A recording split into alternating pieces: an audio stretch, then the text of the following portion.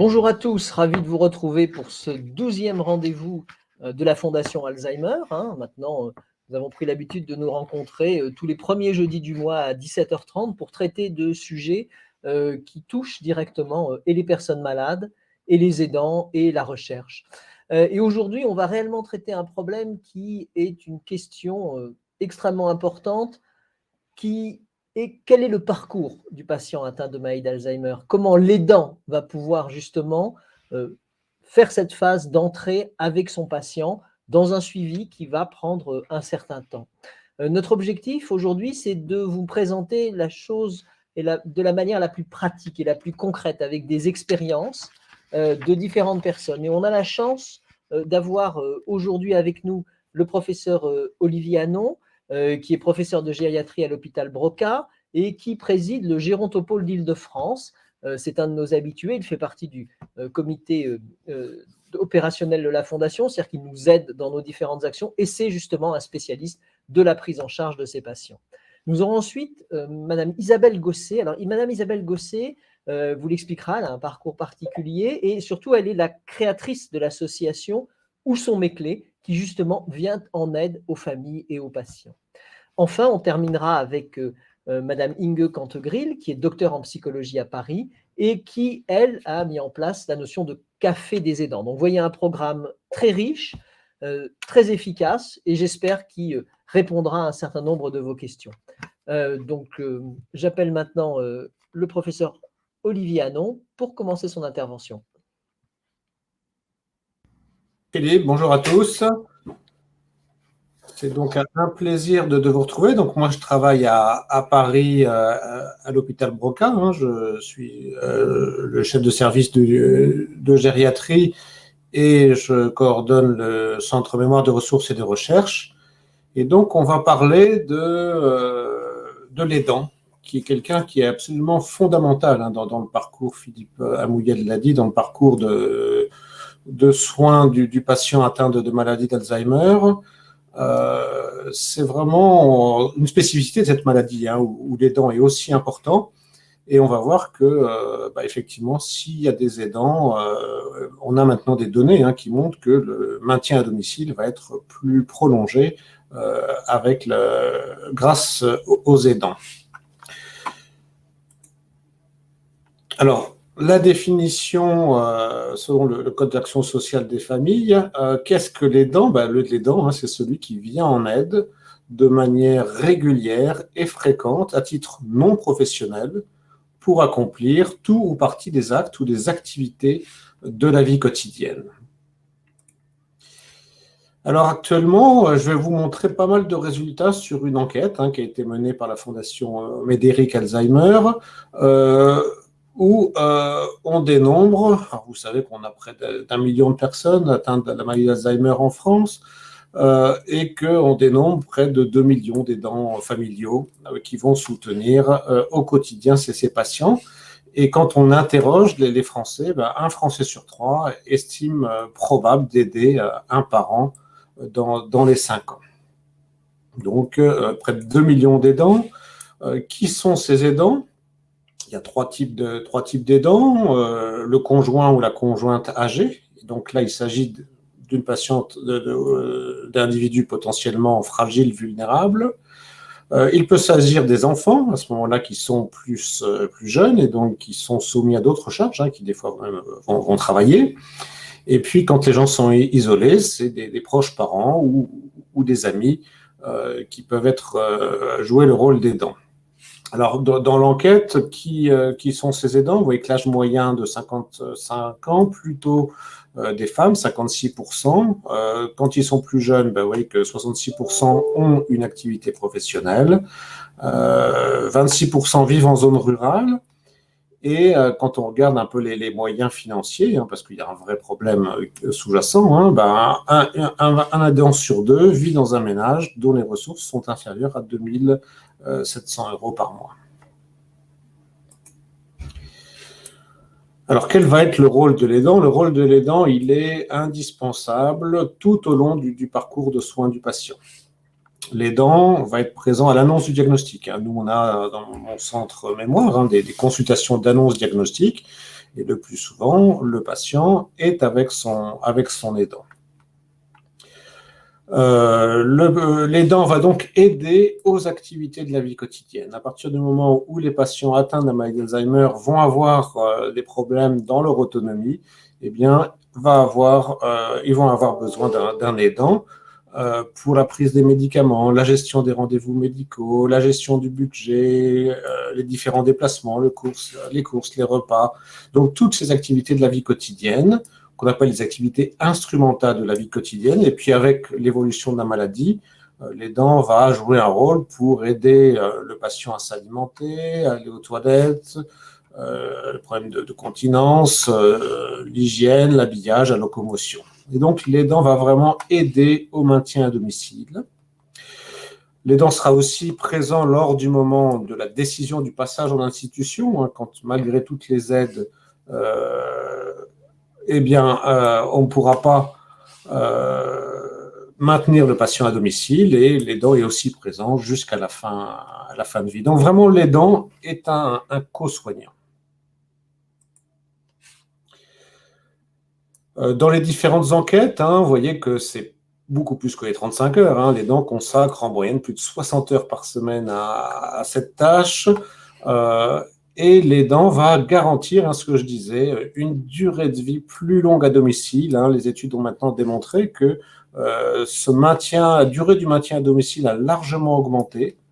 Elle est de 7 ans en moyenne avant l'entrée en institution, alors qu'avant c'était plus court. Et maintenant, le maintien à domicile est, grâce aux différentes aides, mais aussi grâce aux aidants, est possible de plus en plus à domicile.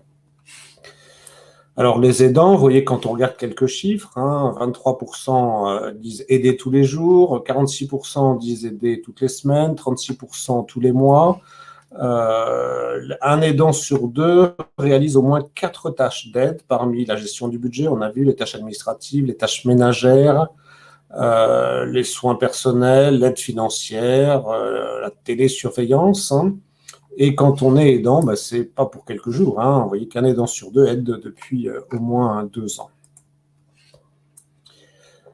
On a vu qu'il y avait des aidants qui, des fois, pouvaient continuer à avoir une activité professionnelle et que c'est toujours des situations complexes. Mais vous voyez que dans 76% des aidants travaillent à plein temps, 24% à temps partiel, et qu'ils ont des difficultés, vous voyez, pour concilier le travail et les obligations familiales. 13% prennent des congés uniquement pour s'occuper de leurs proches. Alors, il y a un point qui est très très important, c'est que les aidants s'impliquent tellement dans la prise en charge de leurs proches que souvent ils oublient de s'occuper d'eux. Et donc, la santé des aidants est un vrai problème, puisque la prise en charge, le soutien des patients atteints de maladie d'Alzheimer, c'est effectivement très éprouvant pour les proches. Et donc, souvent, l'aidant va négliger sa propre santé et va s'épuiser. Et donc, c'est pour ça que vous allez voir qu'il y a vraiment plein de possibilités pour soutenir les aidants, les accompagner et les aider. Parce que les aidants ont notamment un risque de dépression qui est beaucoup plus important que dans la population normale. Beaucoup d'aidants donc, ne vont pas prendre soin de leur santé par manque de temps. Leur épuisement va s'accumuler. Et puis des fois, ils vont être tellement épuisés qu'ils n'auront plus la force de faire leur rôle d'aidant, et donc le patient va aller en institution. Et puis même des fois, s'ils ne sont pas occupés de leur santé, ils peuvent décéder avant le patient. Il y a des études qui ont démontré ça. Et donc, vous voyez que la Haute Autorité de Santé propose qu'avec le médecin traitant, il y ait une consultation médicale annuelle de l'aidant chez le médecin traitant. Alors, vous voyez, quand on commence à se sentir un petit peu surmené, si on mange moins, si on dort mal, si on devient irritable, si on a du mal à se concentrer, à prendre des décisions, si on n'a plus le temps pour nos propres activités, qu'on se sent fatigué, bien tout ça, ça doit alerter, il faut en parler au médecin traitant. Et le médecin traitant, sur cette consultation, fera le point sur votre état de santé, sur l'état de santé actuel de l'aidant, regardera une consultation sur l'état physique, mesurer la pression artérielle, regarder si on a à jour des vaccins, des mammographies, de tout le suivi dans la prévention des cancers. Tout ça, des fois, n'est pas fait chez les aidants parce que manque de temps et malheureusement, du coup, une perte de chance pour l'aidant parce qu'il s'occupe trop, en fait, de son proche. Alors, comment éviter cet épuisement? Eh bien, on va voir qu'il y a plein de possibilités pour partager son expérience. Donc, grâce à des groupes d'aide aux aidants, on verra tout à l'heure. Sur le plan personnel, il faut essayer de ne pas ressentir cette tristesse, cette colère, de ne pas culpabiliser, et essayer de rester positif. Et essayer, on l'a dit, de rester en bonne santé, de ne pas négliger son suivi médical. Les aidants se posent souvent un certain nombre de questions auxquelles les formations vont permettre de répondre. Comment réagir face aux troubles de la mémoire, comment mettre en place les aides, quand mettre en place l'entrée en institution. Alors, sur le plan pratique, on peut donner quelques conseils. Il faut bien sûr maintenir la communication, mais vous voyez, en établissant le contact physique, quelque chose de très important, parler de manière apaisée, avec des phrases simples, courtes, faciles à comprendre. Il faut respecter les rythmes veille-sommeil, mettre le calendrier des horloges dans la maison pour éviter toute désynchronisation. Il faut essayer d'adapter l'alimentation. Des fois, les patients sont dénutris, il faut leur donner des compléments alimentaires. Des fois, ils toussent, ils font des fausses routes. De l'eau gazeuse, par exemple, va réduire ce risque de fausses routes. Il faut aménager le domicile, réduire le risque de chute, donc enlever les tapis, mettre de la lumière, contrôler les issues pour éviter le risque de fugue. Toujours éviter la mise en échec. Chaque fois qu'on discute, il faut éviter de mettre le patient en échec et donc éviter les tensions, les changements d'environnement. Des fois, on me demande si on peut emmener le patient à la campagne alors que ça fait 2 ans qu'il n'y est pas allé. Des fois, ça ne se passe pas bien parce que ça va induire un stress, ce changement d'environnement. Et donc, les aidants ont besoin de s'informer, de se former. Et donc, pour ça, il existe, on va voir des outils, des plateformes qui vont pouvoir donner ces informations.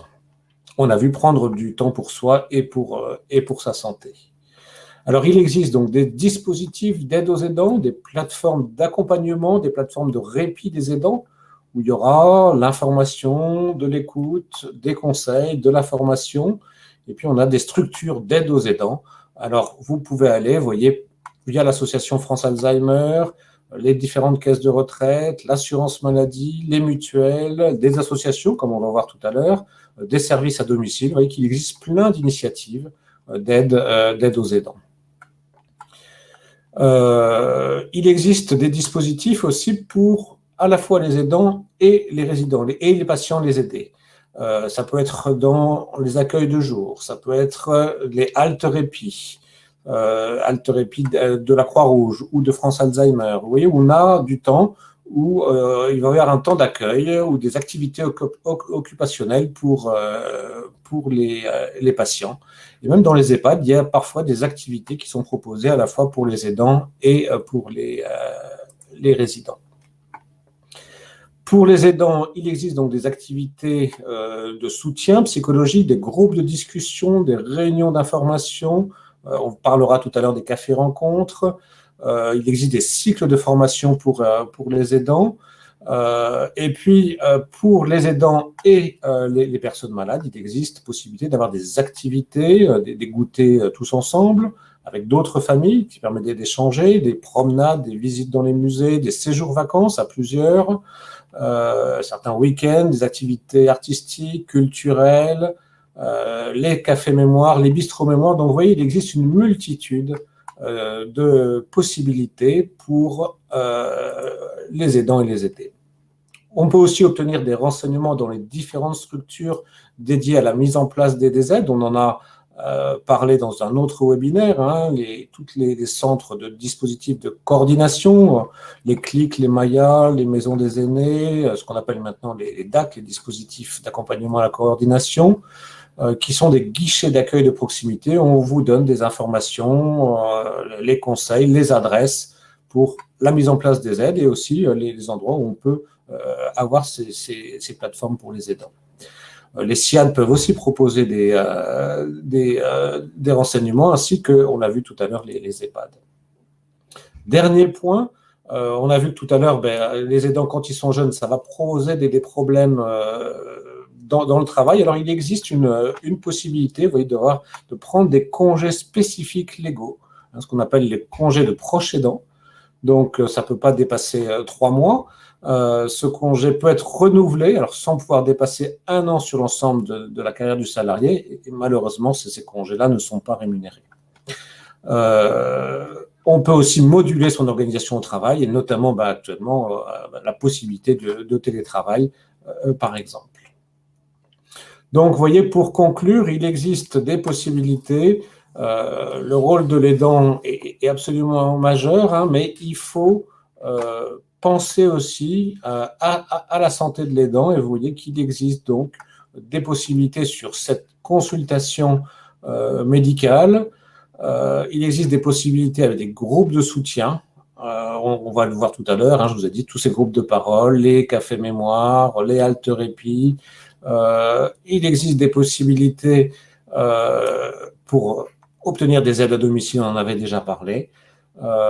Et donc, vous voyez que, effectivement, l'importance de l'aidant pour pouvoir améliorer la prise en charge des patients dans le cadre du parcours de soins.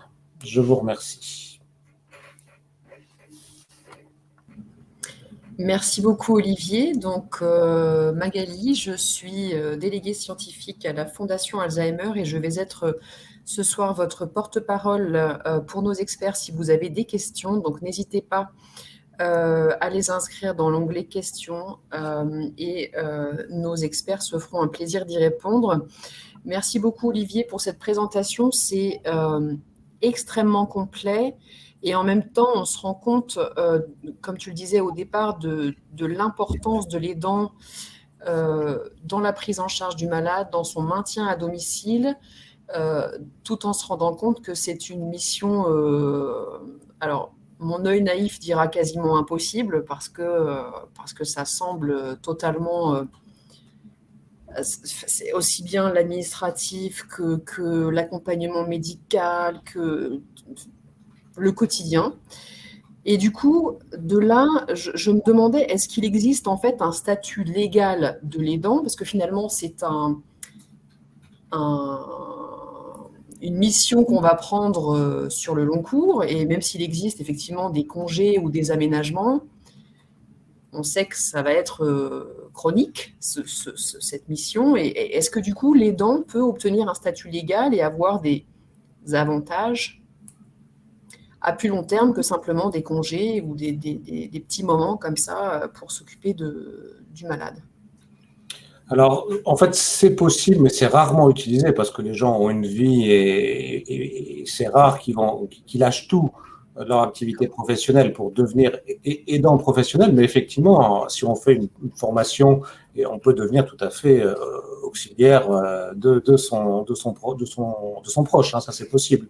J'ai vu quelques personnes faire ça, mais pour l'instant, je sais qu'il y a la compagnie des aidants qui essaie de se battre pour effectivement obtenir un statut plus facile de l'aidant. Pour l'instant, la plupart des gens, c'est ce qu'on a vu, hein, ils concilient leur activité professionnelle et puis le reste du temps, ils s'occupent de leurs proches. Et c'est vrai que du coup, ils n'ont plus tellement de temps de s'occuper d'eux. Et ça peut avoir un retentissement dans leur vie familiale, sur leur santé. Et c'est vrai que c'est quelque chose, on l'apprend lors de l'annonce diagnostique. Et puis, c'est quelque chose qui va être très compliqué. Avec le temps, les gens se renseignent sur plein de choses, hein, parce qu'il existe plein de choses. Mais effectivement, c'est très lourd. Hein, et c'est la spécificité de cette maladie. Hein, la maladie d'Alzheimer, les patients ont tellement besoin de leur aidant que c'est effectivement majeur. Et du coup, puisque tu parlais effectivement de ce rôle crucial et des formations, est-ce que tu penses que ces formations devraient être quasi obligatoires et sont-elles suivies? Est-ce que les aidants se lancent dans ce type d'engagement? Parce que j'ai l'impression qu'on peut se dire on fait ça de manière un peu naturelle, mais finalement, il y a des gestes qui sont des gestes de professionnels et qu'on n'apprend pas, qui ne sont pas forcément instinctifs ou naturels. Est-ce que tu penses que ces formations sont bien suivies et qu'est-ce que tu en penses de ces formations? Alors, c'est très variable en fait, c'est très très variable en fonction des personnes.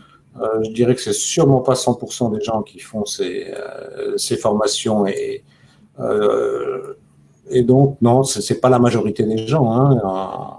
La plupart des gens vont se dire je vais tenir, je vais y arriver tout seul, on va se débrouiller en famille et ne vont pas faire appel à ces plateformes, à rencontrer d'autres personnes dans la même situation qu'eux. Non, c'est pas du tout la majorité. Et est-ce qu'on a des chiffres sur justement les aidants qui sont allés au-delà de leurs limites? Ça concerne combien de personnes? Est-ce qu'on a des pourcentages, par exemple, d'aidants qui, du coup, ont besoin de recevoir une prise en charge médicamenteuse, qui sont diagnostiqués avec une dépression, voire pire? Alors, les chiffres, je ne les ai pas en tête. Il n'y a pas eu énormément d'études parce que ce n'est pas facile à faire. En tout cas, il y a eu des études montrant que la dépression était 2 à 3 fois plus importante. Ça a été démontré. En cas quand on a un proche atteint de la maladie. Des études aussi ont montré, mais les chiffres, je ne les ai plus en tête, que c'est plus fréquent, hein, les autres pathologies, le cancer, les accidents cardiovasculaires, parce qu'en fait, on n'a pas eu de suivi médical pour soi. On fait beaucoup de suivi pour le proche, mais finalement pas de suivi pour soi. Et c'est pour ça que la HAS a proposé cette consultation annuelle qui, là aussi, n'est pas vraiment beaucoup suivie. Ah, ok. Donc, il n'y a pas vraiment de... Finalement, les ressources sont présentes avec une utilisation malheureusement enfin une considération sous-utilisée. C'est d'autant plus surprenant qu'on peut imaginer que les aidants sont en difficulté assez rapidement, j'imagine, et que ces ressources seraient d'une grande utilité. C'est pour ça que nous, on en parle nous-mêmes en fait aux aidants, parce que d'eux-mêmes, ils ne vont pas en parler.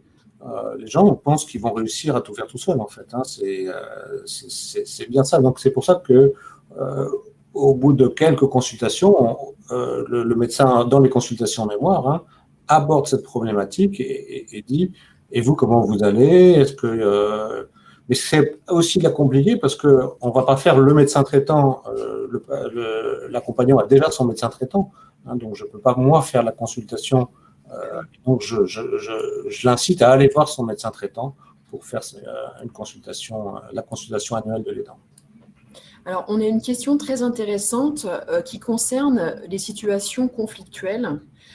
Et donc, la question est la suivante. Comment faire en cas de conflit entre le patient et son aidant quand la situation, donc, du coup, devient conflictuelle ou quand l'aidant porte ce rôle par contrainte?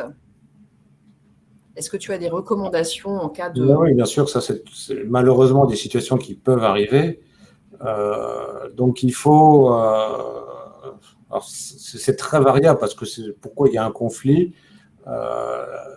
Est-ce qu'il y a un stress quelque part? Enfin voilà, l'aidant doit bien comprendre jusqu'où aller. Et justement, j'ai dit tout à l'heure, hein, ne pas rentrer en conflit, dire oui, je te l'avais dit, je te l'avais dit, je te l'avais dit. Enfin, voilà, il y a plein de choses où il faut essayer de relativiser, de comprendre. Et donc là, la formation, comprendre la maladie, comprendre que c'est bien une pathologie et que le patient, il ne fait pas exprès, il a une maladie, hein, comme des fois on a un cancer, ben là, il y a une maladie qui fait que le patient aura telle réaction.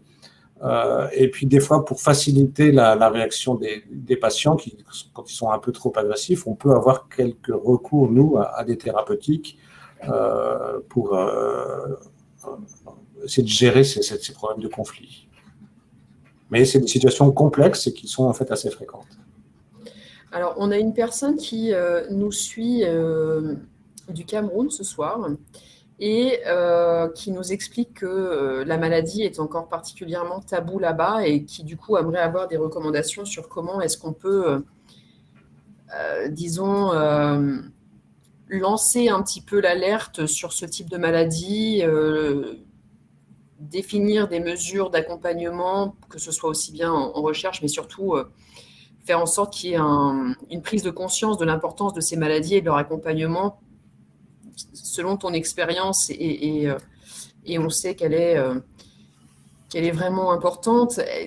Par où commencer quand la C'est culture… vrai qu'il y a, dans certaines fois, on se dit, les gens perdent la mémoire, c'est à cause de l'âge, c'est parce qu'ils sont âgés que. Et en fait, non. Hein. Il y a des gens âgés qui vont pas jamais perdre la mémoire, et puis d'autres qui auront des problèmes de mémoire. Donc, c'est vraiment une pathologie.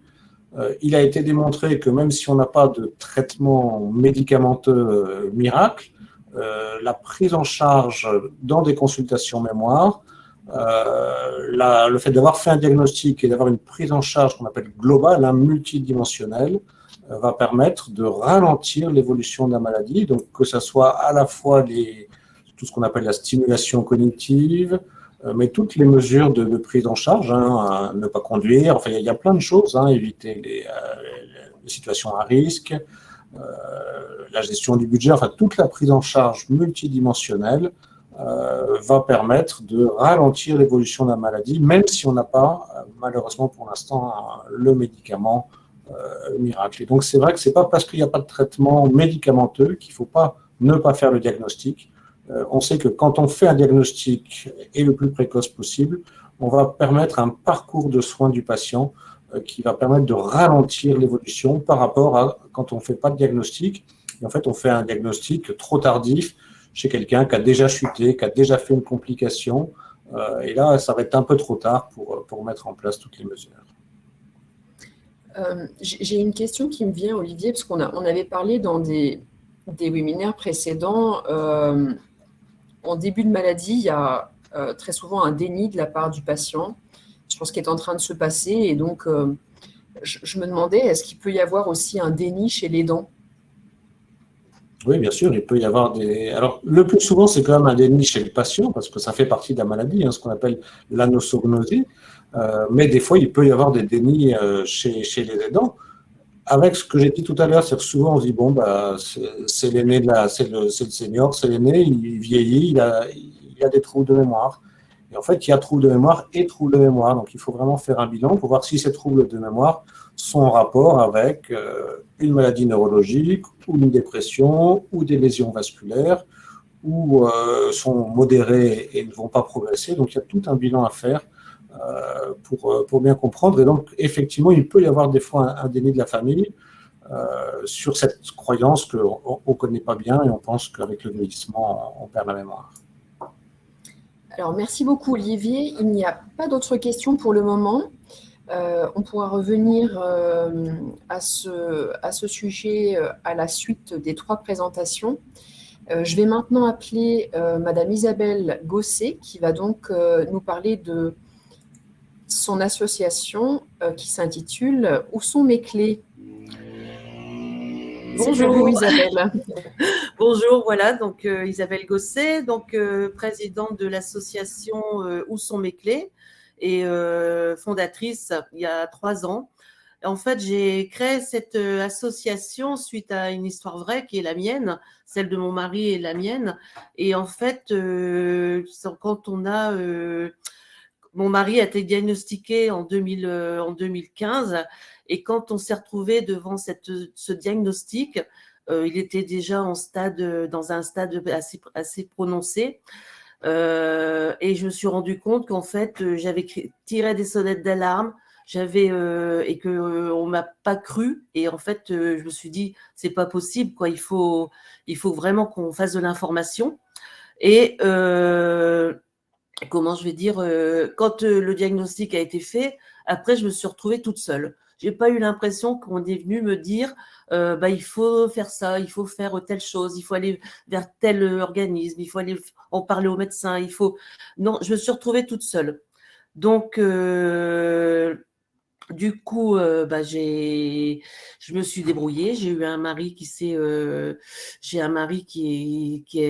était quelqu'un qui travaillait dans un laboratoire pharmaceutique, qui savait parler devant 4000 personnes, qui savait rire, qui savait communiquer et qui était devenu de plus en plus anxieux, de plus en plus enfermé. Et je me suis dit, c'est pas possible, on peut pas faire ça. Et en lisant beaucoup sur cette maladie, je me suis rendu compte en prenant beaucoup de lectures qu'en fait il y avait des solutions et que en fait plus plus on prenait la maladie tôt, et plus on pouvait retarder les pertes cognitives. Donc, du coup, j'ai décidé de prendre les choses en main. J'ai décidé d'ouvrir cette association et de faire de l'information et auprès du grand public au maximum.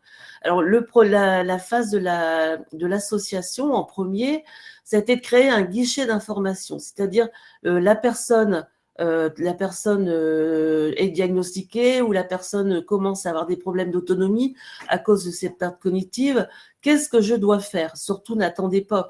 Il faut certainement parler au médecin, il faut faire tout de suite un diagnostic. Donc, nous, on est là pour parler aux gens et expliquer les diriger vers les bons intervenants. Comment je vais dire, par exemple, peut-être faire de la kiné parce qu'il y a des repères, il y a des repères qui se perdent. Peut-être aussi parler de. Donc on explique aux gens, parler pourquoi on a attrapé cette anxiété et pourquoi. Donc vraiment les diriger vers les bons intervenants. Alors le guichet d'information, c'est aussi quelque chose qui m'a marqué énormément. C'est que quand j'ai commencé à avoir quelques personnes qui m'ont donné des pistes, on me disait, il faut aller au CCAS, il faut aller à la Maya, il faut voir le clic, il faut ceci, il faut. Et en fait, je me retrouvais dans un langage d'abréviation que je ne comprenais pas. Et j'étais tellement fatiguée par la maladie, la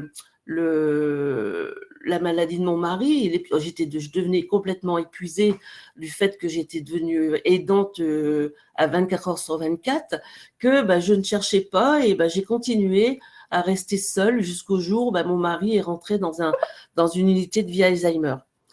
Et du coup, ce qu'on appelle un UVA, donc on me parlait d'UVA aussi, mais c'est une unité de vie Alzheimer. Et c'est là où je me suis dit, c'est pas possible, il faut vraiment qu'on en parle, il faut vraiment qu'on explique aux gens, qu'on aille voir les gens, qu'on aille les chercher pour leur expliquer tout ça. Donc, le guichet d'information, c'est en priorité, c'est accueillir les gens qui se posent des questions et leur expliquer tout le cheminement de ce qu'on peut faire à partir du moment où il y a une perte cognitive. Donc, on explique les abréviations, on donne un papier aux personnes qui ont avec toutes les explications, par exemple ALD, qu'est-ce que ça veut dire, le GIR, qu'est-ce que ça veut dire, le CLIC, qu'est-ce que ça veut dire, et on les aide après à monter leur dossier. Voilà, donc si la personne a besoin d'aide à domicile, qu'il est temps d'aller demander une aide au département, on les aide, on leur explique et on les aide à monter tous les dossiers. On les accompagne jusqu'au bout quand ils sont malheureusement atteints et on les accompagnera jusqu'au bout, jusqu'à rentrer dans la maison, dans un EHPAD, et ce qui n'est pas facile parce que moi, que je me souviens très très bien que le jour où mon mari est rentré dans un EHPAD, ça a été un premier deuil, c'était mon deuil blanc. Mon mari est décédé aujourd'hui, c'est un deuxième deuil, mais le premier a été le pire parce que c'est du jour au lendemain, il est parti, c'est quelque chose de très très dur. Donc notre rôle, c'est aussi d'accompagner les gens et leur expliquer qu'est-ce qui va se passer, qu'est-ce qu'on va faire, comment ça va se passer quand ils vont rentrer et qu'est-ce que ça va leur apporter et qu'est-ce que ça va pouvoir apporter pour leur famille. Voilà, donc on les accompagne vraiment jusqu'au bout. On essaye d'avoir des bénévoles qui, quand il faut aller soutenir la famille, par exemple, pour que la personne, le conjoint, puisse aller faire un rendez-vous à l'hôpital ou voir un médecin ou faire des courses. On essaye toujours de s'arranger pour essayer de l'accompagner et de venir chez eux pour lui laisser le temps. Voilà, donc ça, c'est déjà un premier rôle. On leur explique aussi que dès qu'il y a un trouble de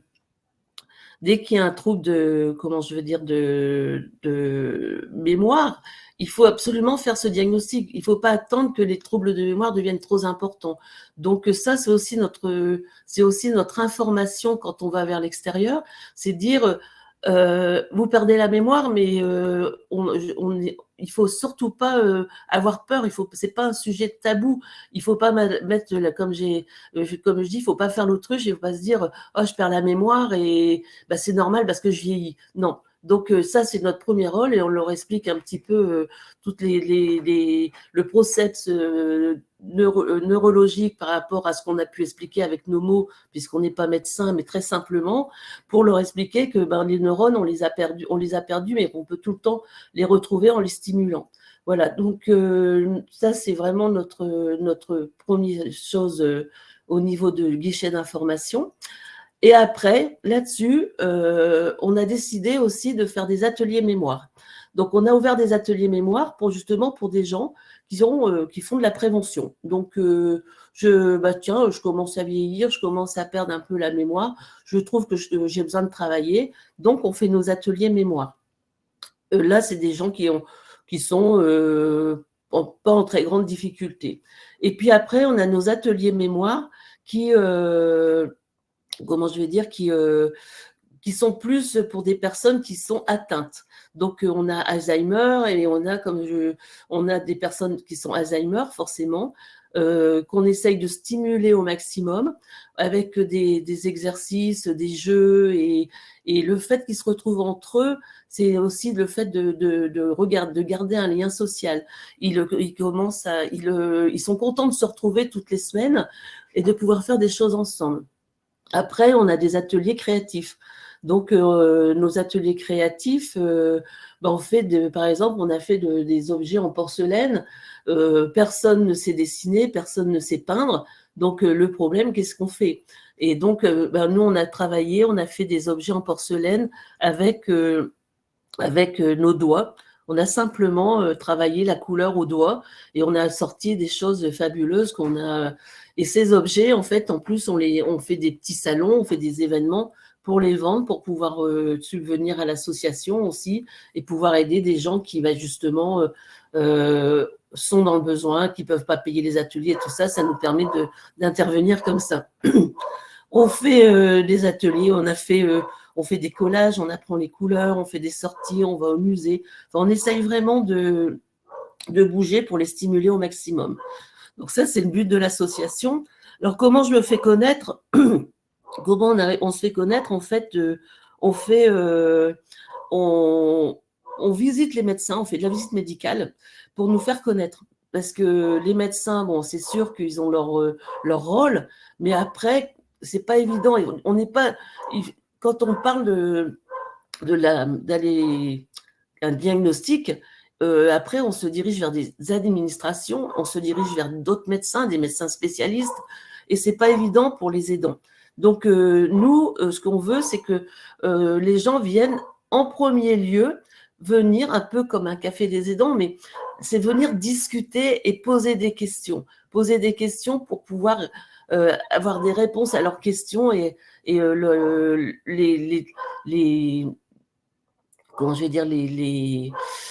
leur donner beaucoup moins d'anxiété, en fait, qu'ils soient beaucoup moins stressés par rapport à ça.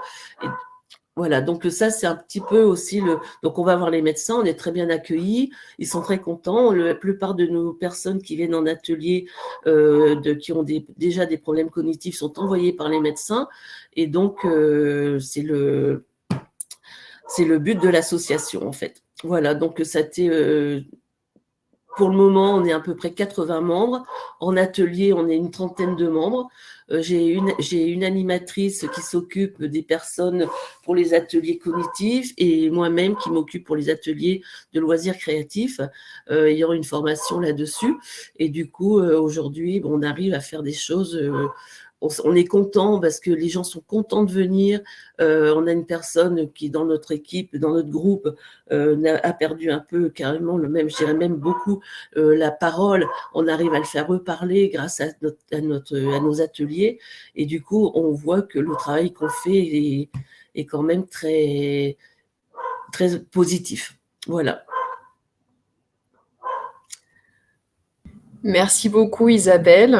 Et non seulement pour cette présentation, mais aussi pour cette initiative qui est partie d'un d'un événement personnel et qui aujourd'hui aide à la fois les familles et les patients. Et merci vraiment pour ça.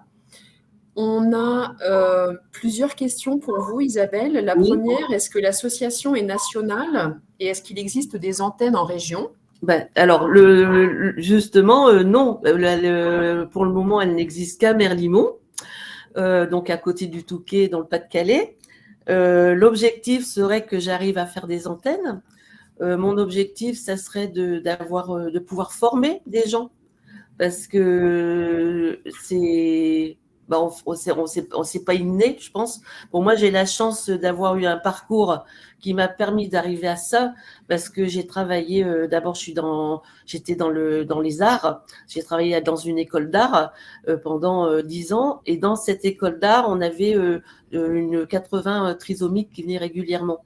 Donc, j'avais déjà toute une expérience d'accompagnement et de travail avec eux. Donc, tout ça, c'est important de pouvoir savoir leur parler, donc, j'avais déjà cette expérience-là et c'est pas inné. Et donc, je recherche un petit peu justement à avoir des gens pour pouvoir les former. Et l'objectif serait qu'on puisse avoir des antennes ailleurs. Et qu'est-ce qui vous manque aujourd'hui? Parce que tant qu'on a des participants qui nous écoutent, si vous avez un petit message à faire passer, Isabelle, qu'est-ce qui vous manque pour agrandir un petit peu déjà des gens qui me faire connaître pour ces personnes-là, pour me dire aujourd'hui, moi, je suis prête à vous former. Ok. Voilà. Moi, je suis prête à vous former. Vous habitez, je sais pas, déjà à Arras ou dans le coin. Je suis prête à vous former pour monter ce qu'on fait, quoi. Ok, donc disséminer un petit peu votre expérience pour faire en sorte que d'autres suivent votre initiative et puissent, d'accord. Voilà, ça serait vraiment parce que c'est vrai qu'aujourd'hui je me sens un peu limitée. J'ai 2 jours, j'ai une salle communale, bon, c'est déjà pas mal. Après ça se passe chez moi par le téléphone. En fait, mon bureau, c'est chez moi et je me sens assez limitée. Et c'est vrai que j'aimerais bien pouvoir agrandir, En fait, mon objectif, c'est qu'aujourd'hui, je me dis, on a un centre mémoire à Lille. Oui. On a un centre mémoire à Amiens. Nous, ici, c'est 2 heures. Quand quelqu'un qui est en début de maladie, s'il doit être suivi par le centre mémoire, il a 2 heures de route à faire par semaine. 2 heures plus 2 heures de retour. Donc, c'est pas possible. D'abord pour les dents, pour la personne qui est malade, c'est très fatigant, alors qu'ils sont déjà très fatigués parce qu'ils sont très stressés et ils sont dans une bulle. Ils ont peur de tout. Enfin, moi, je vois mon mari, à la fin, il avait peur de tout, quoi. C'était devenu... En fait, j'essaye ici de faire un petit centre mémoire à ma dimension. Oui, de donner les clés au moins. Voilà. Voilà. Et le but, ça serait justement de pouvoir faire un petit centre mémoire, peut-être un siège ici, un autre, pour pouvoir, même si après, il faut aller plus loin, mais pouvoir travailler déjà sur quelque chose de plus important. Déjà, là, je commence à avoir une relation avec les orthophonistes. Les orthophonistes, elles commencent à me connaître, donc elles me téléphonent. On commence à avoir un petit réseau. Oui. Oui. On a une autre question pour vous, Isabelle. Une personne se demande si les services de l'association sont payants. Alors, on fait une adhésion de 15 € et les ateliers qui durent 2 heures ou 3 heures sont à 5 € la séance. Le matériel, on fournit tout le matériel. On en a beaucoup. Hein. Donc, on fournit le matériel. Et par contre, là, justement, on est en train de changer nos statuts parce que des personnes ne peuvent pas. Donc, on voit avec ça et pour dire que ça soit l'association qui prenne en charge à ce moment-là. Après, l'association est aujourd'hui reconnue d'intérêt général. D'accord. Donc, on fait des événements. Là, on en a fait un avec le Rotary du Touquet. Ils ont fait une vente d'oranges, de clémentines du week-end dernier, par exemple, en sachant que ça va nous revenir à nous. Donc, ça va nous permettre justement de pouvoir aider pas mal les gens et puis de faire des choses pour eux plus facilement, quoi. Le fait de faire payer au départ, c'est un petit peu pour dire je viens, mais j'ai envie de venir. C'est ça, je m'engage. Voilà, je m'engage. Et parce qu'on ne peut pas ouvrir à tout le monde, on n'a pas la place. Donc, il faut vraiment qu'on s'engage, que les aidants soient engagés là-dedans. C'est important. Et puis après, bon, nous, on est à l'écoute. Hein. Quand on ne peut pas, nous, on a une adhérente qui ne paye pas. Oui, mais c'est ça. Qui fait les 2 ateliers et qui ne paye pas. Alors, un petit message d'encouragement pour vous, Isabelle. Donc, Marine qui nous posait la question sur les coûts, voulait vous faire savoir qu'elle vous remercie pour cette initiative, puisqu'elle travaille en ESA. Et pour elle, il manque effectivement des relais pour la stimulation et l'accompagnement pour les démarches autour des patients. Donc, elle vous remercie pour l'initiative. Et je pense que c'est important de le dire. Merci beaucoup. Une autre question qui est extrêmement intéressante. Avec votre expérience, Isabelle, comment agir lorsque le proche diagnostiqué réside à distance ? Lorsqu'on est proche aidant, mais loin. Alors ça, c'est pas facile. Je dirais que c'est pas facile parce que là, moi, j'ai des cas justement et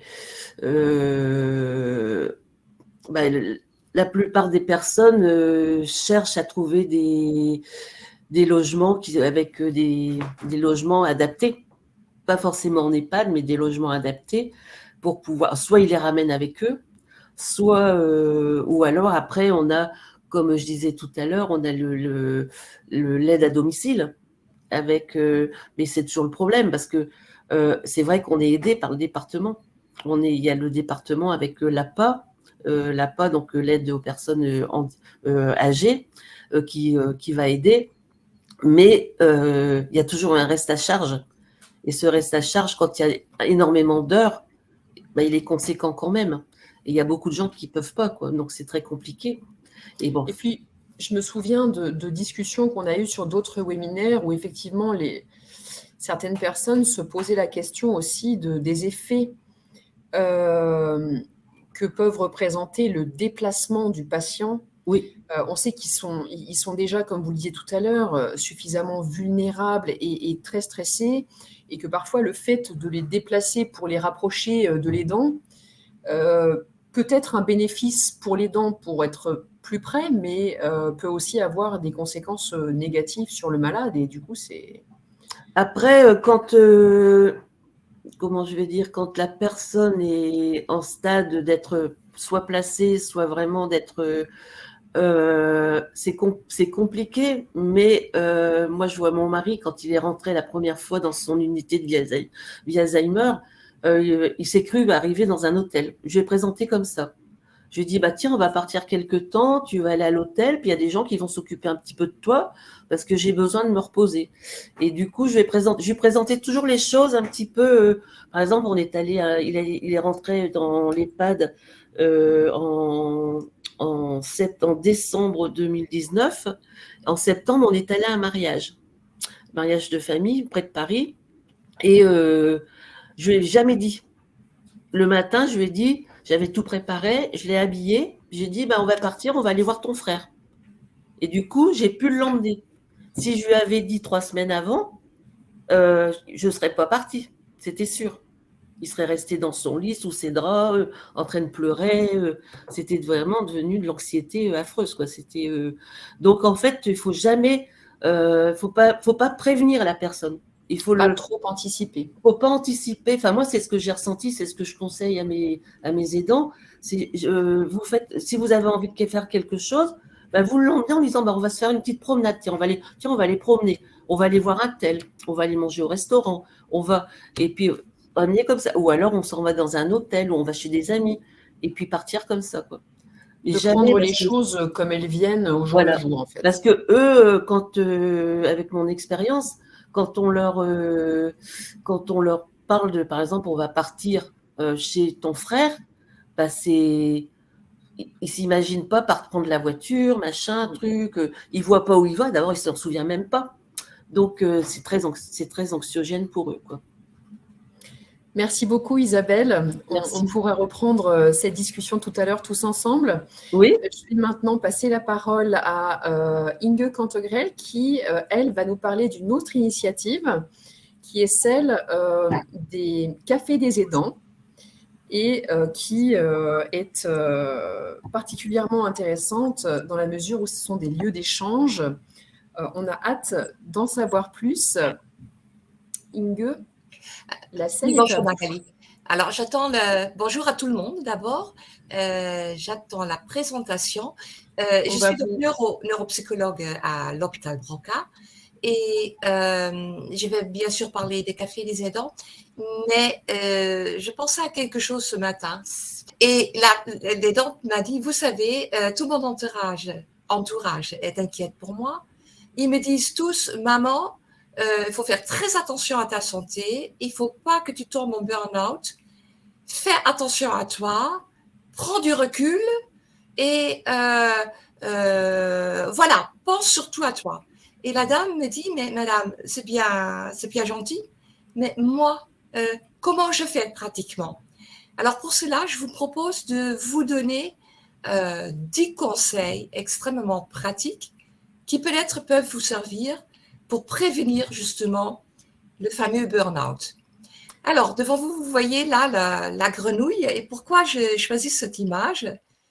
Parce que dès l'annonce du diagnostic, l'aidant, en fait, est plein de bonne volonté et s'est dit à son mari ou à son épouse, on va y arriver, on va affronter l'épreuve ensemble. Seulement, au début, on ne sait pas en quoi on s'engage. Et nous, les professionnels, on voit en fait très vite que la fameuse fable de la grenouille va se produire. Et vous connaissez sûrement la fable, c'est lorsque vous plongez une grenouille subitement dans l'eau très chaude, qu'est-ce qu'elle va faire? Évidemment, elle va sauter, elle va se sauver, elle va sauver sa peau. Mais lorsque vous mettez la même grenouille dans l'eau froide et vous portez l'eau très progressivement à ébullition, là, la grenouille va s'habituer, elle va rester dans l'eau et elle va finir ébouillantée. Alors, nos aidants, c'est un peu leur histoire, c'est-à-dire on commence le parcours avec beaucoup de bonne volonté et par la suite, on tombe effectivement en burn-out et dans certains cas, on tombe même grièvement malade.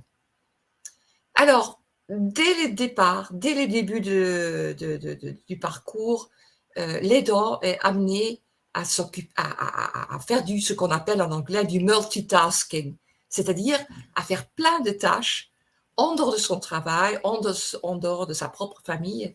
Olivier en a touché un mot tout à l'heure. Et devant vous, vous voyez l'affiche du 4 octobre, c'est la journée nationale des aidants. Et cette affiche montre une dame qui est aidante et elle dit « Je suis salariée, je suis mère de famille, je suis aussi infirmière, je suis coordinatrice, ça veut dire elle coordonne tous les aides s'il y en a, elle doit régler, un peu comme chef d'orchestre, elle doit tout organiser au domicile du malade. Ensuite, je suis aussi psychologue parce que je fournis un soutien émotionnel à mon malade. Je suis comptable, je m'occupe de tout ce qui est administratif. Je suis ambulancière parce que j'accompagne mon aidé à tous ses rendez-vous médicaux. Et donc, elle conclut, donc je suis aidante. Et moi, j'ai rajouté des choses. J'effectue des démarches administratives, quelque chose qui est très chronophage et très stressant pour les aidants. L'enquête de la Fondation Médéric Alzheimer qu'Olivier a mise en valeur tout à l'heure montre effectivement que les aidants se plaignent en deuxième lieu de la charge que représentent toutes les démarches administratives, et je pense qu'Isabelle a sûrement des choses intéressantes à dire à cet égard. Et par la suite, lorsqu'on est aidante, vous êtes amené à effectuer des gestes techniques de temps en temps, s'il n'y a pas d'autre solution. gérer des situations d'urgence, prendre des décisions très lourdes de conséquences, et souvent, vous êtes seul parce que les problèmes aigus arrivent souvent le week-end et le vendredi soir. Alors, de se dire, quand on veut, on peut, c'est certainement vrai dans une certaine mesure, mais c'est aussi dangereux parce que cette idée présuppose certaines perceptions de ce qu'est le fait d'être aidant qui sont en fait fausses. Parce qu'en plus, au début de la maladie, l'aidant a tendance à surestimer ses propres capacités et à sous-estimer la charge que ça va représenter, la patience qu'il faut avoir et le fait qu'il faut renoncer à tout ce projet personnel. Alors, quand on veut, on peut. Ce que vous voyez en bleu sur votre écran, chez moi c'est en gris, ce sont des choses que les aidants disent d'une façon récurrente. Et lorsqu'on analyse ça en tant que psychologue, on voit que en fait, ce sont on appelle ça des croyances dysfonctionnelles, dans le sens où des croyances qui ne sont pas forcément en rapport avec la réalité. Et ça concerne souvent les exigences à l'égard de lui-même ou d'elle-même en tant qu'aidante. Genre, je dois absolument le stimuler tous les jours. Il faut absolument qu'il se promène tous les jours.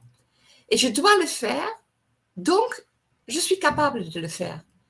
Or, ce n'est pas parce qu'on doit faire quelque chose qu'on a les capacités, les moyens, la patience de le faire. On n'est pas forcément capable de le faire. Et lorsque le temps avance, on entend très régulièrement, vous savez, j'en fais pas assez. Je pourrais encore faire plus. Et là aussi, c'est quelque chose qui ne correspond pas à la réalité. Ce que les aidants disent aussi, c'est m'accorder un petit plaisir, m'accorder un peu de répit, dont l'aider, donc mon proche, ne peut pas forcément bénéficier, eh bien, je ne le fais pas, parce que ça veut dire que je le prive de quelque chose. Or, c'est évidemment motivé par le sentiment de culpabilité, qui est complètement erroné, mais on a toujours, en tant qu'aidant, peur que si on fait quelque chose pour soi, que c'est au détriment de l'autre. Et ça m'amène à quelque chose qui en fait représente déjà mon premier conseil, c'est le fait que trop souvent, les aidants ils glissent vers le rôle, non pas d'aidant, mais de soignant, ce qui est extrêmement dangereux, parce que lorsque vous devenez soignant de votre proche, lorsque vous commencez à vous occuper des soins intimes, de la toilette, vous allez forcément déclencher des conflits avec votre aidé. Parce que la personne qui est dépendante, à un certain moment, il va avoir honte, il va ressentir le fait que vous vous occupez des soins intimes comme une intrusion dans son intimité et il sera très mal à l'aise, vous aussi, et c'est vraiment facteur de risque pour des troubles de comportement. Alors, notre conseil, nous, à Branca, c'est dès le départ, on dit à nos aidants, préparez-vous à une chose, c'est-à-dire pensez rapidement à des aides à domicile, c'est-à-dire des gens qui sont formés dans le métier. Parce qu'un aidant n'est pas un soignant. Un aidant professionnel, eh bien, il a une formation, il est rémunéré, il n'a pas de lien de parenté. Donc, les conflits sont autres et surtout moindres. Et le soir, lorsque l'aidant professionnel rentre chez lui, il peut se reposer, ce qui n'est pas le cas d'un aidant en général. Donc, un premier message ou deuxième message par rapport, le premier message était attention à des croyances qui sont erronées.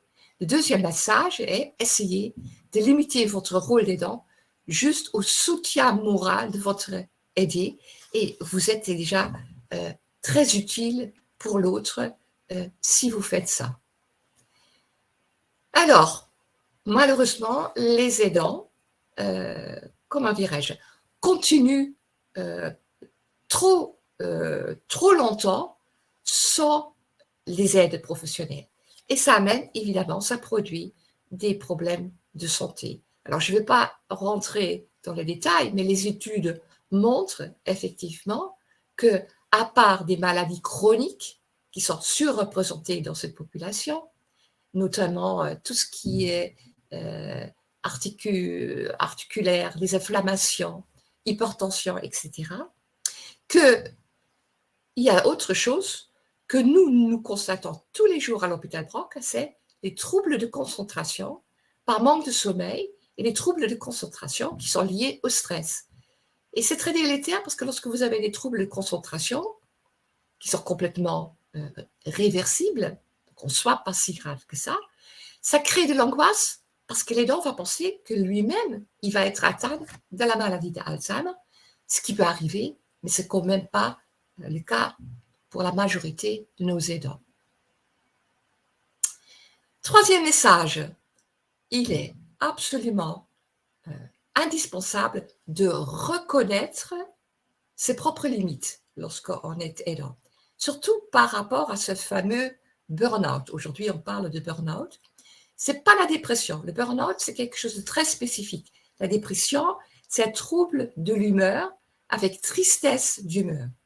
Mais lorsque vous êtes en burn-out, c'est autre chose. Vous êtes plutôt dans une anesthésie émotionnelle pour vous protéger. Si vous êtes vraiment en burn-out, vous ressentez un genre d'indifférence, ce qui est différent. Et vous n'arrivez plus à penser clairement. Vous avez même l'impression de ne plus être efficace et d'une façon ambivalente, je dirais, vous n'acceptez pas de lâcher prise et de faire appel à d'autres personnes, non, parce que vous avez peur de déléguer. Donc, vous continuez. Et une caractéristique du burn-out de l'aidant, c'est qu'à certains moments, il y a la fatigue compassionnelle, c'est-à-dire, en tant qu'aidante, on ne supporte plus les plaintes de l'autre, le comportement de l'autre, et aussi notre entourage, je parle comme si je suis aidante, on devient très irritable soi-même et on ne veut pas que notre entourage nous embête avec leurs problèmes, parce qu'on est tellement focalisé sur notre propre problème, ce qui évidemment conduit à l'isolement. Alors souvent, pour vraiment reconnaître d'être en burn-out, je dirais on a l'impression d'être derrière une vitre transparente et que à travers la vitre, on voit le monde, on voit ce qui se passe et on a l'impression que nous-mêmes, nous qui vivons en vase clos, on participe plus, on ne peut plus participer à la vie de tous les jours. On a l'impression de ne plus être vraiment vivante. Alors, vous avez là donc des critères du burn-out. Si vous ressentez ça, il faut absolument que vous vous faites aider par des professionnels, mais aussi par vos proches. Le problème lorsqu'on est aidant, c'est qu'on risque de s'isoler, parce qu'on va se plier sur soi-même, parce qu'on n'a plus le temps de s'occuper des autres. Évidemment, il y a d'autres facteurs qui rentrent en compte, qu'on entend souvent, c'est l'entourage qui ne comprend pas vraiment la situation, la peur de déranger, surtout les enfants. Il ne faut surtout pas déranger les enfants. Ce que disent les aidants, en tout cas, on cache parfois la maladie. Donc, il y a des aidants dont les amis ou les voisins ne sont absolument pas au courant de la situation qu'ils vivent. Mais il y a une chose qu'il ne faut pas oublier. Lorsqu'on est aidant, il faut rester dans la relation avec l'autre. L'autre, ça veut dire les proches.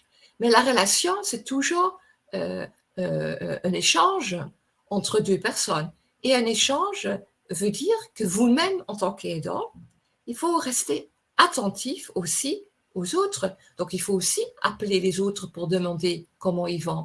Il faut demander des nouvelles des enfants ou des petits-enfants de vos amis. C'est quelque chose que les aidants, je pense, oublient très souvent, pas par mauvaise volonté, mais ils sont trop centrés sur leur propre situation. Je voudrais aussi attirer l'attention à quelque chose, c'est certains sentiments de toute puissance, c'est la perception, l'idée qu'il n'y a que nous, en tant qu'aidants, qui puissions vraiment aider d'autres proches. Il n'y a que moi qui sais. Et évidemment, ça limite évidemment la motivation à faire appel aussi à son entourage.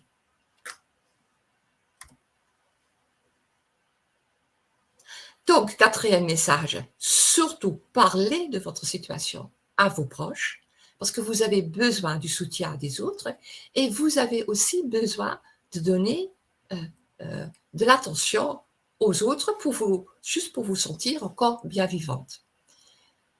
Cinquième message, restez en bonne santé. Alors nous, on utilise toujours la même phrase, la même question plutôt, qui fait tilt chez les aidants.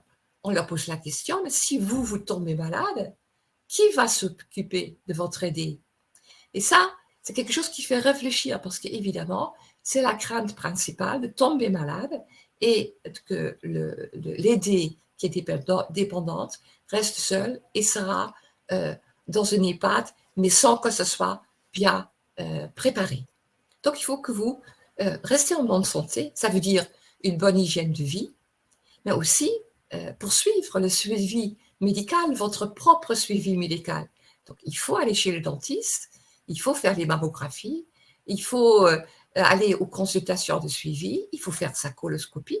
Et alors, tout de suite, tout le monde va dire, mais oui, mais je ne peux pas laisser mon aidé toute seule à la maison. Alors, moi, je dirais, vous l'emmenez. Et alors, l'aidant va dire souvent, mais c'est tellement compliqué, tellement stressant pour moi, que je préfère encore annuler mes rendez-vous.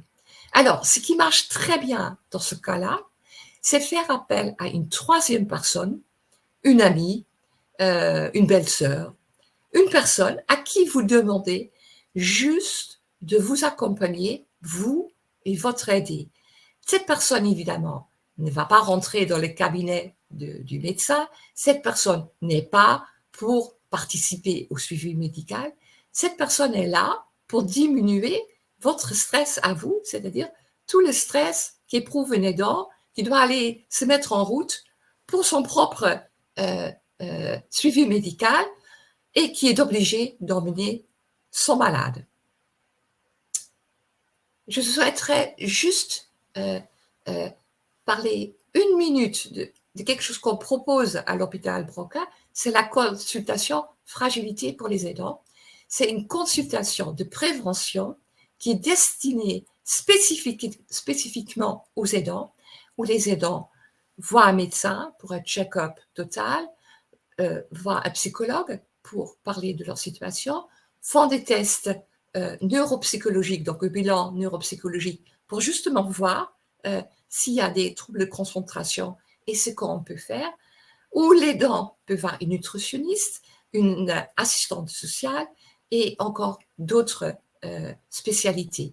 Et ça dure une journée, c'est une hospitalisation de jour et vers 16 heures, en général, le médecin, qui est le médecin référent, aura entre-temps tous les avis de tous de tous les collègues qui sont intervenus et peut proposer un parcours, faire des propositions à l'aidant pour qu'il aille mieux et prévient aussi les médecins généralistes qui va évidemment prendre la suite pour l'aidant. Et donc, il y a deux personnes qui sont indispensables pour l'aidant, c'est donc le médecin généraliste et souvent le psychologue. Alors, où est-ce qu'on trouve le psychologue? Évidemment, il y a des psychologues libéraux, mais moi, je dirais commencer à prendre rendez-vous avec la psychologue qui fait partie du service dans lequel votre aidé est suivi. Sixième message, suivez une formation. Olivier en a déjà parlé, Isabelle aussi, indispensable au début du parcours de l'aidant. Il y a énormément de formations qui sont proposées par presque toutes les associations de malades. Et si vous ne savez pas où, à qui vous adressez, vous avez les clics, les maisons des aînés et des aidants, les plateformes. Voilà. Donc, c'est important de commencer par une formation, surtout lorsqu'il y a des troubles de comportement, ou même, je dirais, en amont, s'il y a un risque de troubles de comportement. Parce que pendant les formations, vous allez apprendre comment vous pouvez communiquer avec votre malade et comment vous pouvez au mieux gérer ces troubles de comportement. Il y a juste une petite astuce qu'on apprend toujours dans ces formations, c'est lorsque vous êtes avec quelqu'un qui a des troubles cognitifs, on ne peut pas le raisonner, on ne peut pas répéter tout le temps la même chose. Souvent, il y a des raisonnements paralogiques, c'est-à-dire chez l'autre, des raisonnements qui ne collent pas à la réalité. Et si vous rentrez là-dedans, vous allez vous épuiser. Et il suffit parfois de dire à l'autre, je comprends ce que tu ressens, ou quoi que tu demandes, sache que j'accorde l'importance, même si je ne peux pas satisfaire ta demande là tout de suite. C'est-à-dire, nous, on appelle ça valider les besoins émotionnels de l'autre, et ça aide souvent à diminuer l'agressivité. Et c'est une façon de communiquer que vous apprenez dans ces formations qui sont proposées par les associations. Alors finalement, j'arrive au café des aidants. Les cafés des aidants, c'est un lieu convivial où on fait, il faut le dire, genre un groupe de parole. Et ce groupe de parole est encadré et animé en général par 2 professionnels. Ça peut être un médecin et un psychologue ou un travailleur social avec un psychologue. Et finalement, ce n'est pas en fait l'encadrement qui est important. L'Association française des aidants les évalue très souvent, régulièrement en tout cas, les cafés des aidants pour savoir ce que les aidants cherchent, quel est leur objectif lorsqu'ils viennent au café des aidants. Et finalement, le premier objectif, c'est de se rencontrer entre eux et de échanger leurs propres expériences.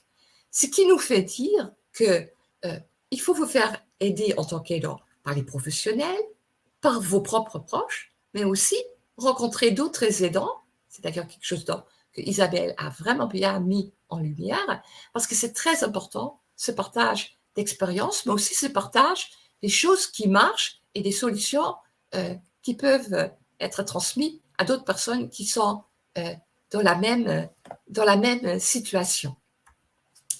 Ces cafés des aidants, avec ma collègue, on les a animés jusqu'à la crise sanitaire. Après, pour des raisons évidentes, on n'a pas pu continuer. Et on le faisait dans ce café très connu à Paris. C'était le café des éditeurs à l'Odéon.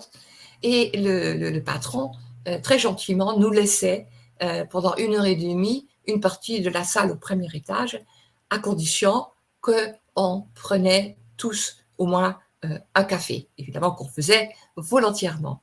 Et finalement, ce sont des petits groupes, le groupe ouvert, c'est-à-dire les aidants n'ont pas besoin de s'inscrire, ils n'ont pas besoin de parler d'ailleurs, personne ne va leur demander de s'exprimer, ils peuvent juste être là pour écouter.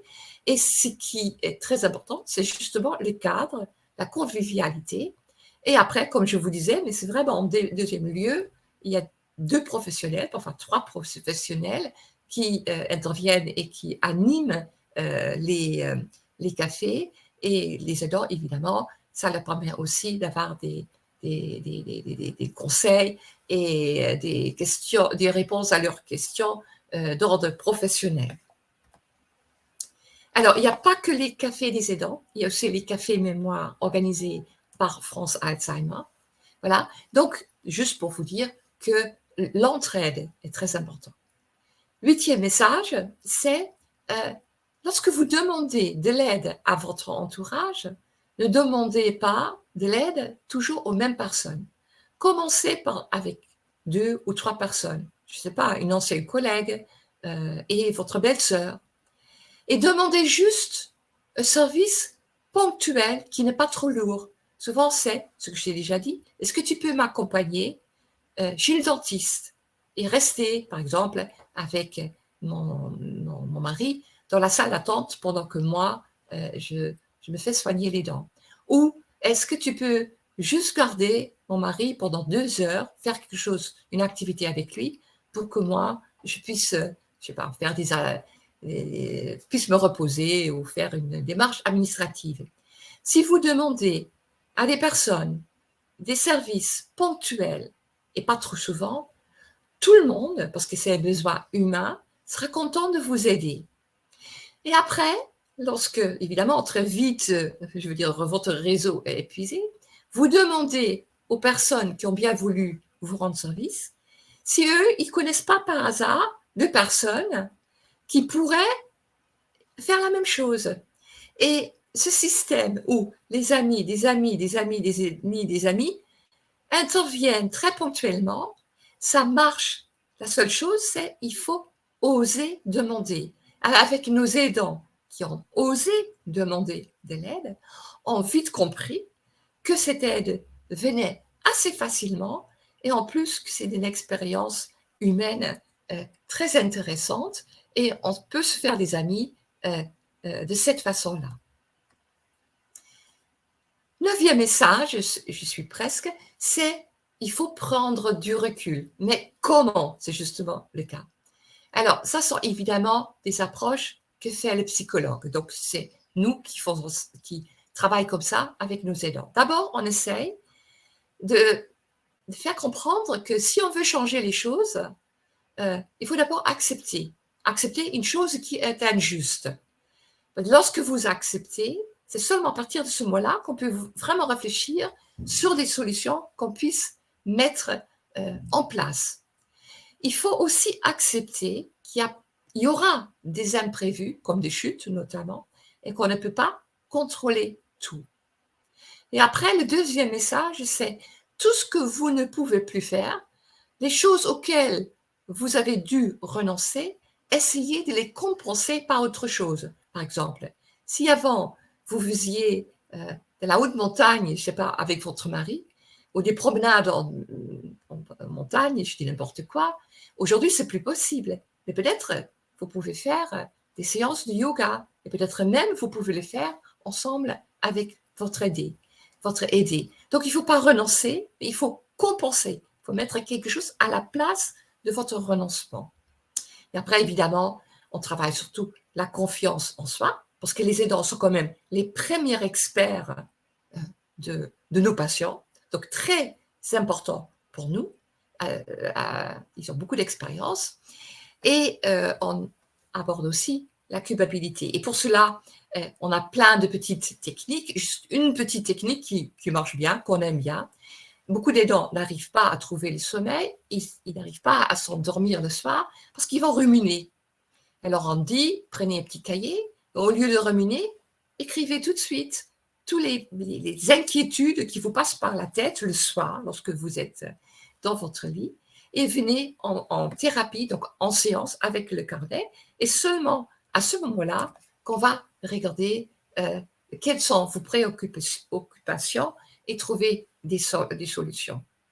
Et après, 10e message, on peut toujours changer quelque chose, même si on ne peut pas faire des miracles. Mais comment on peut changer des choses dans le sens alléger le fardeau lorsqu'on est aidant? Ça se fait par des toutes petites changements dans son propre comportement. Ça commence par interroger, qu'est-ce que je veux changer? Qu'est-ce que je peux changer? Qu'est-ce qui est réaliste? Et qu'est-ce que je veux éviter? Et si on le sait, on le définit, on va avec le psychologue définir des objectifs, déterminer une stratégie, comment, quand, avec qui, etc. Et avec qui est toujours très important, c'est-à-dire une personne qui est là pour vous, dont la présence est juste nécessaire le moment où vous faites les démarches. La personne n'a pas à s'occuper des choses, mais pour ne pas être seule. Donc, quelqu'un de votre réseau d'entraide. Et ensuite, évidemment, nous, on met en route le carnet de route où on fait le point à chaque séance. Est-ce qu'on a atteint un objectif? Quels sont les moyens qu'on a mis en œuvre? vous êtes par qui on se fait accompagner pendant la semaine. Le résultat, est-ce que ça n'a pas marché? Pourquoi alors? Est-ce qu'il y a des alternatives? Et qu'est-ce qu'on peut faire pour que ça aille mieux? Alors, donc, vous voyez, c'est très, très, très pratique, cette prise en charge. Donc, j'arrive à la conclusion. Je vous ai fait part de nos conseils, 10 conseils pour prévenir le burn-out. Mais sachez que pour nous, les professionnels, c'est vous, l'expert de la maladie de votre proche. Et votre rôle principal est justement être là pour soutenir et accompagner votre aidé et ne pas pour effectuer les soins. Pour les soins, il y a d'autres personnes. Faites attention à vos propres erreurs de raisonnement parce qu'ils vous amènent justement à dépasser les limites. Reconnaissez les limites, surtout les limites du burn-out. Demandez des soutiens à tous les niveaux et acceptez d'être aidé.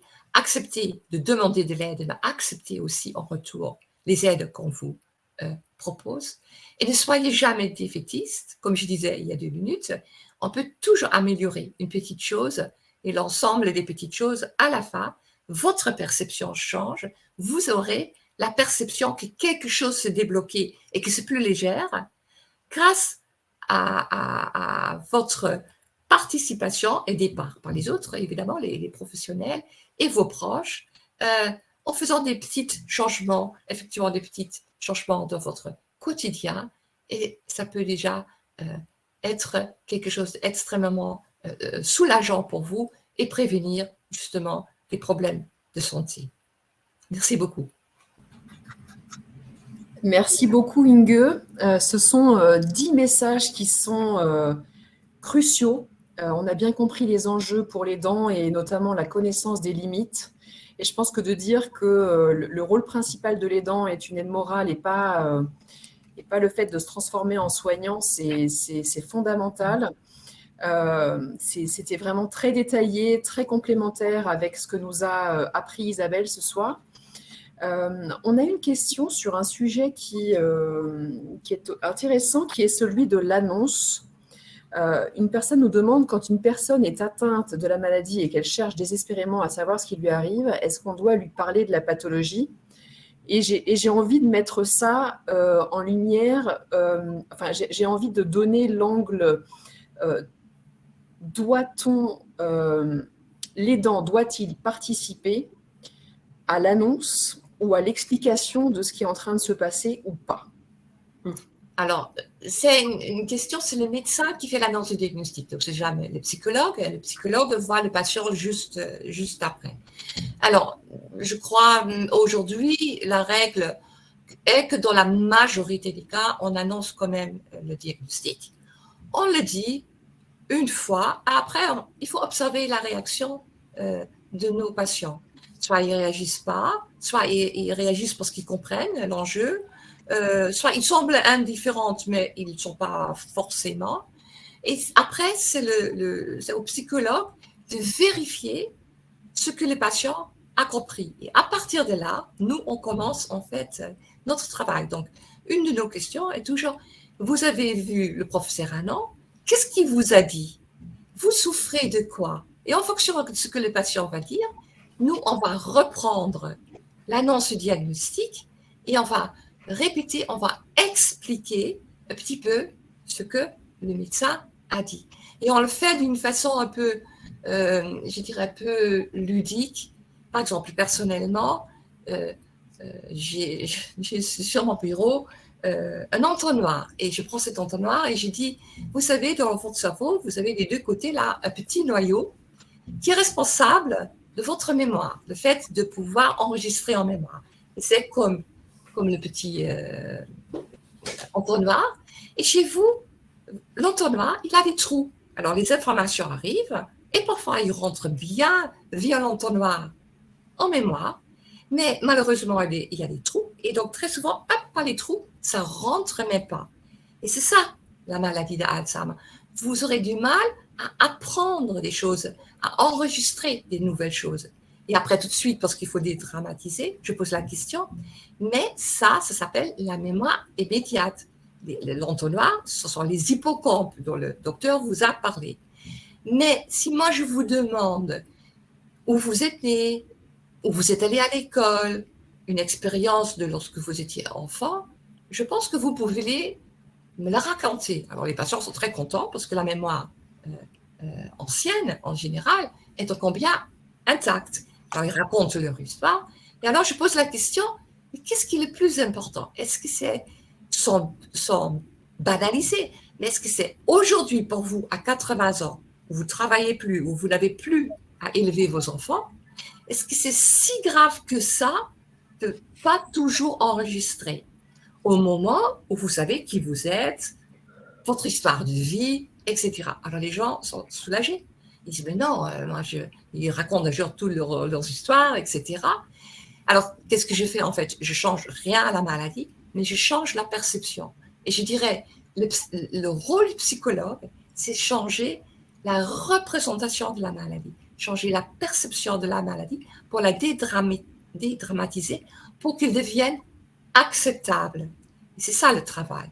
Donc, annonce le diagnostic, oui, mais il faut que quelqu'un d'autre, donc les médecins le font, mais que quelqu'un d'autre fasse le travail par la suite, à très court terme d'ailleurs. Et on comprend d'ailleurs par rapport à ça que cette dédramatisation et cette annonce simplifiée, finalement, effectivement, il vaut mieux laisser ça aux professionnels psychologues plutôt que l'aidant se lance lui-même après la visite avec le neurologue dans des explications qu'il ne maîtrisera pas forcément et sans forcément aussi pouvoir maîtriser les réactions que vont avoir les patients. On a aussi une question qui est en lien avec ce que vous faites, Inge et Isabelle. Une personne nous dit que son patient, en fait, a décidé de suivre des activités stimulantes, d'aller dans un organisme pour ces activités, mais qu'une fois là-bas, il ne s'implique absolument pas. Donc, l'aidant se pose la question de comment faire quand le patient qui était prédisposé à faire finalement, une fois sur place, n'a pas du tout la satisfaction pour le faire, ni l'envie. Est-ce que l'aidant doit forcer? Est-ce que l'aidant doit se résigner et dire on ne fait pas l'activité? Je vais répondre, je suis sûre que Isabelle va compléter ma réponse. C'est ni l'un ni l'autre. Il ne faut ni forcer, ni renoncer. Il faut par erreur et essai, je ne sais pas comment on dit en français, essai, erreur, on tente des choses, soit ça marche, soit ça ne marche pas. Si ça ne marche pas, il ne faut pas vous décourager, pas tenter autre chose. Forcer quelqu'un d'aller à l'accueil du jour et la personne ne se sent pas du tout à l'aise là, ou ça lui fait peur, ou il n'a pas du tout envie, ça ne sert à rien. Alors, il faut mieux qu'on arrête cette prise en charge, parce que peut-être dans 6 mois, il sera ravi d'y aller. Donc, rien n'est définitif. On essaye, on recule, on tente autre chose. C'est comme ça. Et évidemment, c'est comme ça aussi qu'on respecte en fait la personne derrière la maladie. C'est-à-dire, il faut toujours bien entendre quels sont ses besoins du moment. Et on s'adapte à ses besoins, sans paniquer si ça ne marche pas. Isabelle, si vous voulez rajouter quelque chose. Oui, alors moi, par rapport à l'association, je travaille avec des gens qui sont avant de rentrer en accueil de jour. D'accord? Parce que bon, l'accueil de jour a sa place, il y a un moment pour y aller. Moi, j'ai vraiment envie de prendre les gens bien avant pour justement les stimuler. Ça m'arrive d'avoir des adhérents qui viennent et ils disent qu'est-ce que je viens faire ici, quoi. Et en fait, au bout de 3 heures, je dis, je leur pose la question, alors, ça s'est passé comment? Ils disent, je suis détendue. Et en fait, on les voit revenir avec le sourire parce qu'on les a laissés patauger dans leur peinture, dans leur... Et le but aussi, c'est de donner... Enfin, moi, ce que je fais dans mes ateliers, c'est de faire de les laisser patauger dans leur peinture, mais tout en donnant une consigne qui fait qu'à la fin, ils ont un résultat. Et en fait, ils peuvent dire, regarde ce que j'ai fait. Un accomplissement sur... Voilà, c'est dommage, mon PowerPoint, je ne sais pas comment ça se fait, si c'est moi qui ai mal agi ou si il n'est pas passé. Il y avait des photos à la fin avec ce qu'on fait en atelier.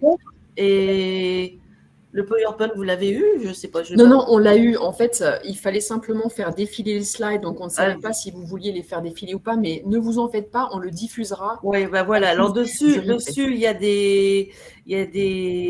des photos, justement, on les voit en atelier, on les voit avec ce qu'on fait dedans, dans nos ateliers. Et en fait, par exemple, au départ, j'ai fait des porcelaines. J'avais pris des mugs, des choses comme ça. Et je leur ai fait mettre des scotch. Je leur ai fait mettre des scotch un peu partout. Et après, ils ont peint avec leurs doigts dans les trous. Et voilà, après, on a enlevé les scotch et voilà ce que ça a donné. Vous voyez? Donc, en fait, de pouvoir reconnaître ce qui a été fait et d'être satisfait. On ne fait pas quelque chose qu'on met après dans une boîte et qu'on ne voit plus. Non. Par exemple, on a fait du collage, je leur ai appris les couleurs, on a fait des mélanges de couleurs, tout ça. Donc, il y a tout un travail sur la couleur avec les 3 couleurs primaires. Il faut mélanger. Après, on rappelle qu'est-ce qu'on a dit la fois d'avant. Donc, c'est faire travailler. Le papier, on fait des bandes, on découpe et par exemple, on a fait un paysage. Et ce paysage, on va séparer, je vais l'encadrer. Il y a une Marie-Louise autour, il est mis en valoriser. Toujours valoriser. Et l'objectif, c'est de faire une manifestation un jour pour montrer tout ce qu'il faut. Voilà. Donc, en fait, il y a toujours une valorisation. Et ça, ils sont contents. Et on a déjà fait des ventes. Par exemple, on a fait un marché de Noël. Bon, on a vendu les mugs et tout ça. Et ils sont venus acheter leurs mugs. Ils ont amené leur famille, ils ont amené leurs amis. Et en fait, ils étaient contents de pouvoir acheter leur objet, quoi, de dire c'est moi qui l'ai fait. Et ils étaient tous contents à venir. Et puis, on a fait aussi des gâteaux, on a fait des truffes, on a fait tout ça. On les a fait ensemble. Donc, pareil, ils ont vendu leurs petits sachets et tout. Ils étaient tous contents, quoi. Donc, en fait, c'est vrai que finalement, on se rend compte que aussi bien du côté du malade que du côté de l'aidant, il faut rester positif, faire des choses simples qui sont à la portée du malade et garder cet enthousiasme et pour cela se préserver le plus possible quand on est aidant pour garder cet entrain et cette envie de faire les choses avec son malade.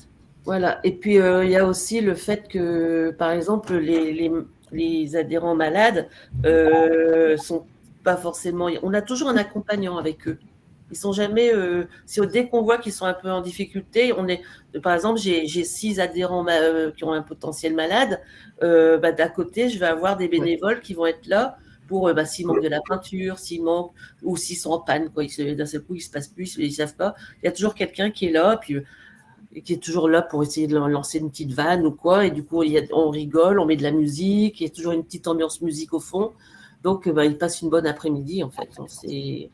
En tout cas, ce qu'on voit, c'est qu'il y a plein d'initiatives, il y a plein de choses qui existent et qu'il faut les utiliser. C'est pas facile à trouver. Mais maintenant que vous avez vu qu'il y a plein de sites et le site de la Fondation va aussi vous aider, il y a vraiment plein de choses qui existent et il faut profiter de tout ce qui existe parce qu'il y a plein de gens formidables qui travaillent et des fois, en fait, on est un peu isolé, un peu tout seul dans son Voilà. Alors moi, je dirais que je répondrais à ça par rapport à, en fait, quand le diagnostic tombe, peut-être moins maintenant, mais à l'époque de mon époux, c'était forcément, il a été diagnostiqué beaucoup trop tard. Et comment je vais dire, c'est vrai qu'il y a plein de choses comme ça, mais on est déjà tellement fatigué, on est déjà tellement dans cette problématique de maladie qu'on accompagne déjà depuis 5 ans quand ils sont diagnostiqués. Et moi, j'ai alerté le médecin, j'ai alerté tout le monde. On me disait, François, François, il a toujours été tête en l'air. Donc, quand on entend ça, il maigrissait et tout, j'ai alerté. Non, mais François, il a toujours été svelte. Et du coup, je suis restée, le moment où il a été diagnostiqué, j'étais tellement fatiguée que qu'est-ce que j'ai fait? Je suis restée dans ma prison dorée, la maison. Et puis, les amis, on a fini par les perdre parce que lui ne voulait plus, parce il se rendait vraiment compte de son état. Ils se rendaient compte qu'ils perdaient, ils se rendaient compte qu'ils répétaient. Les amis, des fois, ils disaient bah, tu me l'as déjà dit hier, François. Donc, ils se rendaient compte, donc ils ne voulaient plus voir personne. Et à la fin, qu'est-ce qui s'est passé? On s'est retrouvés tout seuls, à deux, dans notre prison dorée. Moi, je disais, je suis dans ma prison dorée. Et merci beaucoup Isabelle pour ce témoignage. C'était vraiment une. Je suis désolée, il va falloir qu'on conclue parce on a un petit peu dépassé l'horaire. Ouais. Mais en tout cas, c'était une soirée particulièrement poignante avec des exemples on ne peut plus concrets. Et on vous remercie vraiment tous les trois de nous avoir permis d'aborder ce sujet qui n'est pas simple. Et on espère vraiment que ça aura apporté non seulement un moment de répit aux aidants, mais aussi des outils utilisables au quotidien, des ressources, comme disait Olivier, à utiliser sans modération. Et puis, alors habituellement, c'est Philippe qui fait la conclusion, mais je pense je ne sais pas si vous m'entendez. Ah oui, on t'entend. Oui, mais j'ai plus d'image, là, ma caméra a lâché brutalement. Donc, vraiment désolé de ces petits allers-retours. Oui, donc bravo à tous les trois. Hein, merci, c'était vraiment passionnant, Isabelle, Inge et Olivier. Et donc, vous pourrez retrouver sur notre chaîne YouTube le replay complet de notre émission. Et notre prochaine conférence aura lieu le jeudi 7 avril à 17h30, donc premier jeudi du mois, 17h30.